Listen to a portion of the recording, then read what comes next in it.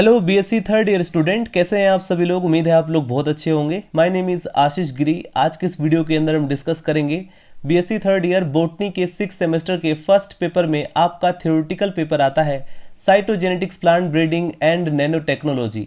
Student, इस semester से already मैं कई सारे इंपॉर्टेंट वीडियोस कवर कर चुका हूं। अगर आप उन वीडियोस को देखना चाहते हैं तो इसी वीडियो के डिस्क्रिप्शन बॉक्स में आपको एक लिंक मिलेगा। जैसे ही आप उस लिंक पर क्लिक करेंगे आप डायरेक्ट उस प्लेलिस्ट तक पहुंच जाएंगे। आज के इस वीडियो के अंदर हम डिस्कस करेंगे माइटोसिस डिवीजन के बारे में। एग्जाम पेपर में कई बार ये लॉन्ग क्वेश्चन में पूछा जाता है और यदि आपके एग्जाम पेपर में 10 नंबर में या 15 नंबर में आपसे पूछा जाए, ये डिपेंड करता है कि आपका एग्जाम पैटर्न कैसा है। तो ऐसे में आपको क्या लिखना है, कौन कौन से पॉइंट मेंशन करने हैं, कौन सा डायग्राम बनाना है, इस वीडियो के अंदर मैं आपको डिटेल में बताने वाला हूं। साथ में एक ट्रिक भी बताऊंगा, क्योंकि कहां पर स्टूडेंट गलती करते हैं, एग्जामिनर किस प्रकार से कॉपी को चेक करता है, कहां पर किन किन पॉइंट्स को फोकस करता है, वो सारी चीजें मैं इस वीडियो के अंदर आपको बताने वाला हूं। तो ये जो क्वेश्चन है, ये जो टॉपिक है माइटोसिस डिवीजन, इसे बिल्कुल भी स्किप ना करें। मोस्ट इंपॉर्टेंट क्वेश्चन है, इसको अच्छे से आपको प्रिपेयर करना होगा। तो चलिए स्टूडेंट, वीडियो को स्टार्ट करते हैं। पिछली वीडियो के अंदर हमने डिस्कस किया था सेल साइकिल के बारे में, सेल साइकिल क्या होता है। आज की इस वीडियो के अंदर हम जानेंगे माइटोसिस डिवीजन के बारे में और थर्ड वीडियो के अंदर हम डिस्कस करेंगे मियोसिस डिवीजन के बारे में। सबसे पहले आपको हेडिंग डालना है इंट्रोडक्शन। इंट्रोडक्शन में आप लोग क्या लिखेंगे, माइटोसिस सेल डिवीजन की एक सामान्य विधि है। अब चूंकि माइटोसिस हम यहाँ पर बॉटनी के अंदर स्टडी कर रहे हैं तो हमें प्लांट के रेस्पेक्ट में एक्सप्लेन करना पड़ेगा, तथा यह मुख्य रूप से पौधे के जो वेजिटेटिव पार्ट्स होते हैं वहां पर पाई जाती है। प्राय जो माइटोसिस सेल डिवीजन होता है वो रूट के अंदर स्टेम के जो एपिकल पार्ट्स होते हैं, यानी कि अग्री यानी आगे वाले जो भाग होते हैं, उस जगह पर माइटोसिस डिवीजन होता है। प्रयोगशाला में इसका जो अध्ययन है वो प्याज की जड़ के अग्र भागों की स्लाइड बना करके सुगमता पूर्वक किया जाता है। इस सेल डिवीजन द्वारा निर्मित कोशिकाएं सोमेटिक सेल्स और वेजिटेटिव सेल्स कहलाती हैं, इसीलिए इस सेल डिवीजन को सोमेटिक माइटोसिस भी कहते हैं।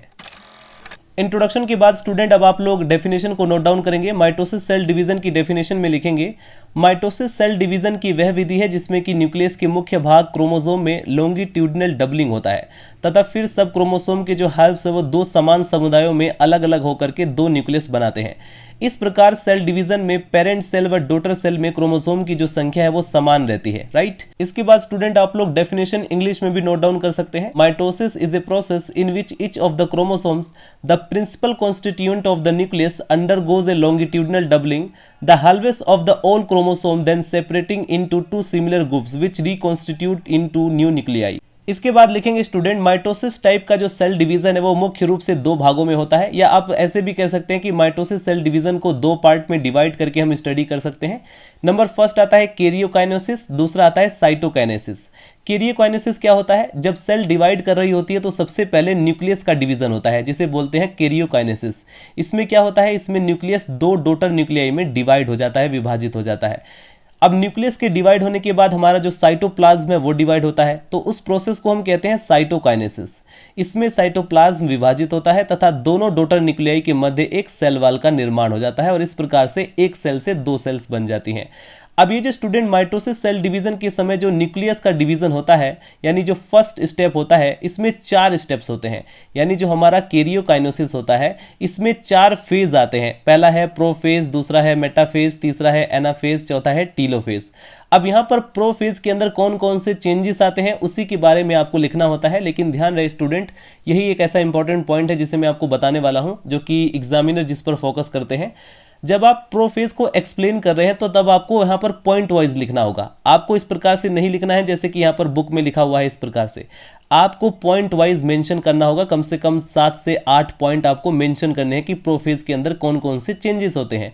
तो इसमें लिखेंगे, इस अवस्था में सर्वप्रथम सेल का जो न्यूक्लियस है वो आकार में कुछ बड़ा हो जाता है तथा उसके अंदर का जो क्रोमेटिन मैटर होता है वो स्पष्ट रूप से दिखाई देने लगता है तथा यह थिक एंड नैरो होकर के धागे के समान रचना स्पाइरीम बना लेता है। शीघ्र ही यह कई पतले व अनियमित यानी कि इरेगुलर निश्चित भागों में डिवाइड हो जाता है। तो इसको आप लोग 2 पॉइंट में एक्सप्लेन कर सकते हैं, राइट, जिन्हें कहा जाता है क्रोमोसोम्स। इसके बाद लिखेंगे स्टूडेंट, ये क्रोमोसोम धीरे धीरे मोटे व संघनित होने यानी कंडेंस होने लगते हैं तथा क्रोमोसोम लंबाई में फट जाता है, जिसके फलस्वरूप प्रत्येक क्रोमोसोम से 2 क्रोमेटिड्स बन जाते हैं। क्रोमेटिड्स प्राय एक दूसरे के लंबाई में पूरी तरह से लिपटे रहते हैं। क्रोमोसोम धीरे धीरे अधिक मोटे व स्पष्ट हो जाते हैं तथा क्रोमेटिड्स एक दूसरे से स्पाइरली लिपट जाते हैं। प्रत्येक क्रोमोसोम एक झिल्ली द्वारा ढका रहता है तथा जुड़ाव के निश्चित स्थान दिखाई देते हैं, जिन्हें सेंट्रोमियर कहा जाता है। इसी बीच में न्यूक्लियर मेम्ब्रेन तथा जो न्यूक्लियस होता है वो डिसअपियर हो जाते हैं तथा नाभिक के दोनों ओर ऊपर तथा नीचे कुछ कोशिका द्रव्य तंतु यानी प्रोटोप्लाज्मिक फाइबर बन जाते हैं। तो प्रोफेज के अंदर जितने भी ये स्ट्रक्चर्स आती हैं, जितने भी चेंजेस होते हैं, उसको आपको पॉइंट वाइज लिखना है। कम से कम 6 से 7 पॉइंट या 8 पॉइंट आपको मेंशन करने हैं। ठीक इसी प्रकार से स्टूडेंट आपको मेटाफेज को एक्सप्लेन करना पड़ेगा। मेटाफेज में क्या होता है स्टूडेंट, इस अवस्था में न्यूक्लियस के दोनों ओर पोल्स पर कोशिका द्रव्य तंतु यानी कि जो हमारा प्रोटोप्लाज्मिक फाइबर होता है उसकी एक स्पिंडल शेप्ड स्ट्रक्चर बन जाती है। क्रोमोसोम स्पिंडल के मध्य में इक्वेटर पर आ जाते हैं। अब प्रत्येक क्रोमोसोम का एक क्रोमेटिड एक पोल्स की ओर तथा एक क्रोमेटिड दूसरे पोल्स की ओर बढ़ता है, राइट। इसके बाद स्टूडेंट आता है एनाफेज। एनाफेज में कौन कौन से चेंजेस होते हैं इसको भी आपको पॉइंट वाइज लिखना है, राइट। इसमें कम से कम 3 या 4 पॉइंट या 5 पॉइंट आप लोगों को जरूर मेंशन करना है। एनाफेज में क्या लिखना है, इस अवस्था में प्रत्येक क्रोमोसोम के दोनों क्रोमेटिड जो अब तक के एक दूसरे से जुड़े हुए थे सेंट्रोमियर पर एक दूसरे से अलग होने लगते हैं तथा विपरीत यानी कि अपोजिट पोल्स की ओर बढ़ने लगते हैं। इस क्रिया में ट्रैक्शन फाइबर सिकुड़ने लगती है। अंत में दोनों क्रोमेटिड्स अलग अलग पोल्स पर पहुंच जाते हैं। ये एनाफेज के अंदर चेंजेस होते हैं, राइट। तो इस प्रकार से हम क्या देखते हैं, अगर आप लोग डीपली इसको स्टडी करेंगे तो हमारा जो माइटोसिस डिवीजन के अंदर आने वाला जो कैरियोकाइनेसिस है उसके अंदर टोटल 4 फेज है जिनके अंदर, और इन चारों फेजेस के अंदर कौन कौन से चेंजेस आते हैं वही हमें डिटेल में स्टडी करना पड़ता है। फाइनली स्टूडेंट कैरियोकाइनेसिस के अंदर नंबर 4 जो फेज आता है वो है टीलोफेज, जिसके बारे में आपको लिखना है। इसके बारे में पॉइंट वाइज आपको लिखेंगे। नंबर फर्स्ट पॉइंट में आपको क्या मेंशन करना है, इस अवस्था में क्रोमेटिड्स जिन्हें अब हम कहेंगे क्रोमोसोम एक गोलाकार पुंज में परिवर्तित हो जाते हैं और आपस में कोइल्ड होकर के एक एक न्यूक्लियर रेटिकुलम बना लेते हैं। धीरे धीरे न्यूक्लियर मेम्ब्रेन एवं न्यूक्लियोलस बन जाता है और इस प्रकार एक पेरेंट न्यूक्लियस के 2 डॉटर न्यूक्लियाई बन जाते हैं। इस अवस्था में दोनों जो न्यूक्लियस है वो एक ही सेल में पाए जाते हैं। स्पिंडल इसी बीच में अदृश्य हो जाता है, डिसअपियर हो जाता है और इन डॉटर न्यूक्लियाई में क्रोमोसोम की जो संख्या है वो पेरेंट न्यूक्लियस के समान ही रहती है। इसके बाद स्टूडेंट जो दूसरा फेज आता है, जैसा कि हमने जाना कि जो हमारा माइटोसिस डिवीजन है उसे हम 2 भागों में डिवाइड करते हैं, कैरियोकाइनेसिस एंड साइटोकाइनेसिस। कैरियोकाइनेसिस में क्या होता है, न्यूक्लियस का डिवीजन होता है। साइटोकाइनेसिस में क्या होगा, साइटोप्लाज्म का डिवीजन होगा, यानी साइटोप्लाज्म 2 भागों में डिवाइड हो जाएगा। साइटोकाइनेसिस का यही मतलब है। तो साइटोकाइनेसिस के अंदर लिखेंगे न्यूक्लियस डिवीजन के पश्चात साइटोप्लाज्म का डिवीजन होता है यानी विभाजन होता है और वाल का फॉर्मेशन होता है।